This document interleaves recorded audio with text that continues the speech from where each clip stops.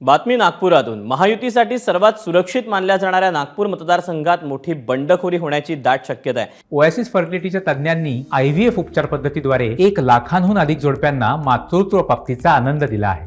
मोफत appointment book करण्यासाठी आजच संपर्क साधा। नागपूर पूर्व या विधानसभा मतदारसंघात भाजप आमदार कृष्णा खोपडे यांच्या विरोधात राष्ट्रवादीच्या नेत्या आभा पांडेंनी निवडणूक लढणार असल्याचं जाहीर केलं।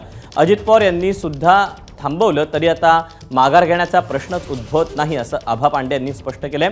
दरम्यान खोपडेंविरोधात मी निवडणूक लढवावी ही जनतेची इच्छा असल्याचं त्यांनी सांगितलं।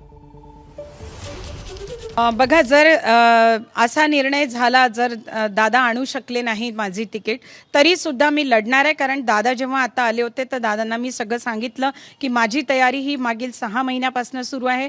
कारण जनता मला नेहमी वारंवार म्हणते की तुम्ही माघार तर नाही घ्याल ना, तर मी जनतेला आश्वस्त केलेलं आहे की अजिबात तुमची ही मुलगी, तुमची ही बहीण कुठेही मागे जाणार नाही। आणि दादांना सुद्धा सांगितलं की तुम्ही जर मला माघार घ्यायला लावाल तर मी माघार घेऊ शकणार नाही, कारण माझी तयारी ही खूप पुढे गेलेली आहे। ABP माझा, उघडा डोळे बघा नीट।